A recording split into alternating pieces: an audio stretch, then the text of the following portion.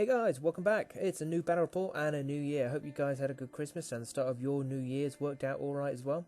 I'm going to start in with an X-Wing tournament. It's been a while since I've done any videos. It's because I've had some camera issues, so I've got a new camera on the way now. So this will be the last couple of shots now. This one and the final saga how to play will be done on the old camera, and I hope to get a nice new one later on. So I went down to a tournament last night. Went for Mad for Miniatures down in St Austell. It was a good round. There's 12 of us playing down there for a 3-round game of an evening. If you want to see my list, it's on my blog. Other than that, strap in and I'll have to do the rest of it from memory. Okay, so my first round, I'd be Scum v Scum. My opponent had 2 Star Vipers, the Pilot Skill 3 ones, and 2 Karaz, and I believe they're the Pilot Skill 2 ones. And as for upgrades, I don't think there was a lot. There might have been like a hull upgrade or anything, but there was nothing that jumped out of me during the round. So this is the setup and the start of the movement of the first round. My pirates there have just shot up in the centre. So here we are at the end of the movement. No shooting to start off with, or out of range in the first one. My idea here now is to try and move in towards the centre and try and take out those 2 Karads.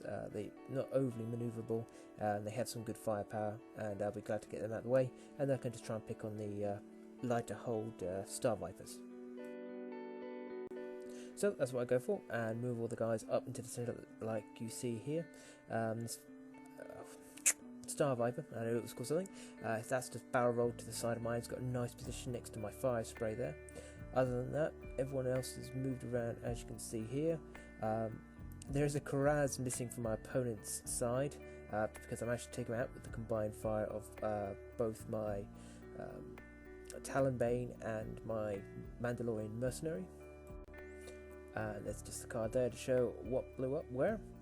That's where my opponent's Karaz once was. And in return he managed to take out one of my pirates. I'm not too worried about that. My pirates are there just as extra few shots occasionally and to act as extra body bags for my 2 death dealers that is my Mandalorian Mercenary and my Cobra Talonbane. So as you can see here, in my turn I moved forwards with my Mercenary with a green manoeuvre. That's why I've got the nice lock on there. And unfortunately bumped with the fire spray Star Viper, so I don't get any actions for that one. But I lock on to the Karaz. This turn I'm going to try and concentrate on my fire on the Karaz. As you can see, Cobra Talonbane has flipped nicely, and the opponent's Karaz kindly obliged to land in front of him within range bound 1, so that'll be another 5 dice at him. My Talonbane also has Predator as well, so the rerolls really help out here.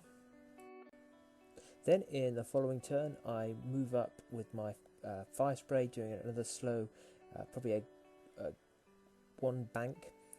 So I've got lock on, I had the focus, I had the evade, push the limit as well, and then my Talonbane followed his remaining Karaz, which had been damaged previously, and then this turn I took out both the Viper and the Karaz. And the next turn he managed to take out my pirate. Yeah, it's come back to me. He managed to take out my pirate there, and my fire spray and Cobra. I was just waiting now to try and hunt down the last of the Star Vipers. Another turn of manoeuvring. I decide now it's a chance to flip around my fire spray, because he can now do his green manoeuvres, get his lock on, and then push the limit and all of that to get everything else. In the meanwhile, my Cobra is just trying to run out the way, so he can get the support of the fire spray as well, and then he'll flip a bit later. And I'm just manoeuvring around again. I haven't got a focus on this, so I might have bumped with my Cobra there, but not all that bad. He opens fire on my fire spray with my evade there, and agility of 2. I actually managed to save any damage I took there. And then with a nice little turn I managed to get both my Cobra and the rear arc of my fire spray on that last Star Viper. So the Star Viper is pretty well damaged now. Again, I managed to keep him in my rear arc, and my Cobra unfortunately bumped this time, so it's just left down to my my fire spray. And with that, I finished the Star Viper, and I ended up scoring 100 points and lost 24 myself. So far so good. This next list I wasn't looking forward to. It's a Corrin, Poe and one prototype pilot. The Corrin had R2-D2 and auto thrusters, and he probably had something else as well, but I don't think it kicked in. Poe had the other shield recovery droid, which has the focus. He also has auto thrusters and probably something else that I don't remember what he had. So this is into the second turn. We both head towards each other for a bit of a joust. I open fire, pretty much wiped out the A, it's down to one hull. Put the shields off the E-wing. My Karaz, on the other hand, was heavily fired at and is now down to one hull and is trying to limp off the board without being noticed, but is being chased by the A. My two Birian pirates are hiding away, and I just bumped with the mercenary just to get some shots again onto the E, and I think I might have caused a damage point to it, to Corrin now. So in the next round, my pirates flip over, my mercenary goes forwards, and my Talonbane is trying to run away the best he can. The A-wing, who is giving chase, I decided to fire at with my mercenary to make sure I get rid of him, and his last hull, which is a bit of a shame now because what's it called, Corrin is now starting to get his shields back again. So Corrin tries to give chase and opens fire on Talonbane, who managed to survive another round.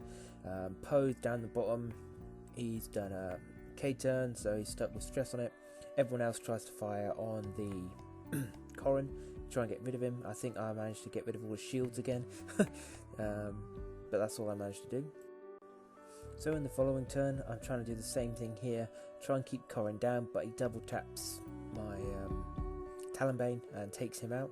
But this time he's now in close range of my pirates, and my mercenary's got push the limit, so he's got his evade, he's got his focus, and he's got his lock on from doing a green maneuver from the K4 security droid.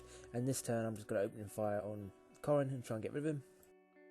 As you can see, my pirates managed to finish him off. I think Poe is trying to open fire on these. I think I might have taken some shield damage to one of these pirates, but I'm still nice and happy and finished off Corrin. And the next few turns is just me trying to get back into the game. I don't bother K-turning with my mercenary. I just turned for a long turn at the top there. And eventually I keep putting hits on with my various pirates. Here he bumps as well, which puts him out. And then finally I get him in arc of my mercenary and pirate and finish him off for game 2. So with that one, I finish off with 100 and only lost 35, so it's another good turnout. I was quite happy with that. And on to game 3, which is now against robots, and I wasn't looking forward to this at all. Okay, so the final game, I'm up against Scum again, so it was a good turnout for the Scum for this tournament, and I'm up to 2 of these IG 2000s, is it? They both come with tow card, both have determination, both have sense jammers, feedback array, seismic charge, and an iron cannon, and I believe it's B and C. One of them allows you to gain a shield back after destroying an enemy, and the other one allows you to fire your secondary weapon if you fail to hit with your primary weapon, I believe. So obviously no one wanted our scummy factions in the building, so we got to go outside. So we're playing on this board here. As you see, the asteroids set up, and I purposely set them up all to one side.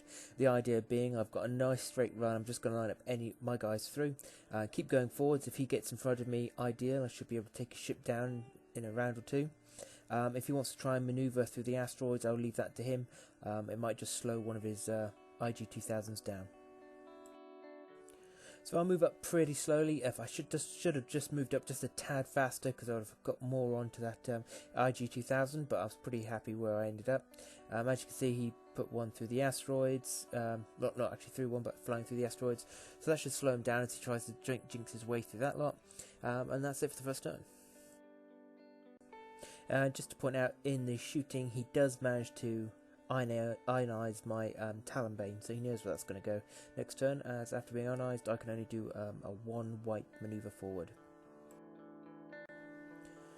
So into the next turn, I slowly move forwards with everyone, knowing that Talonbane's going to get stuck behind, and then he puts an IG-2000 right in front of everybody. Everyone can see him.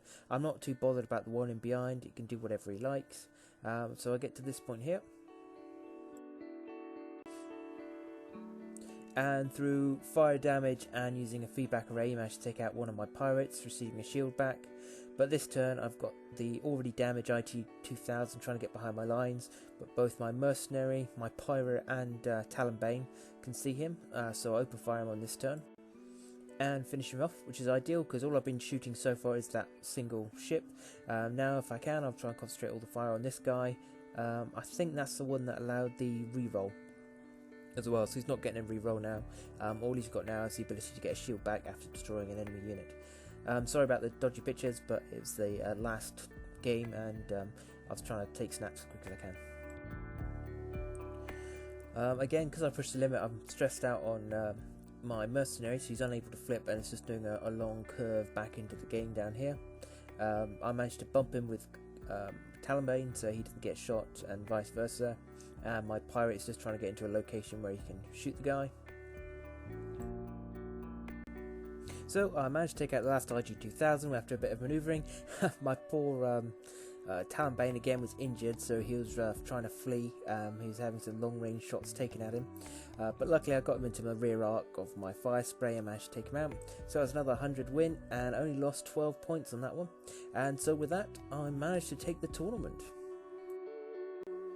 Here's just a quick look of what I managed to pick up. So I've got a new Millennium Falcon dice bag, I've got some acrylic counters, I've got a Darth Vader card, got a Gunner card with alternative artwork, I've got the TIE Punisher, and of course my Winter Medallion as well. So not a bad night out, really great fun. I think they're having an escalation tournament again down at Mad for Miniatures. We might be able to turn up to that one. Until then, I've got February, I've got the poor X-Wing tournament coming up. I think that's going to be another 3-game one, so it should only be a quick little tournament, but it should be good fun. I think I'll probably go for my Scum again, though. Looking at this Punisher, I wouldn't mind trying out something a bit different, maybe with my Imperials. So until the next time, guys, thou Willis.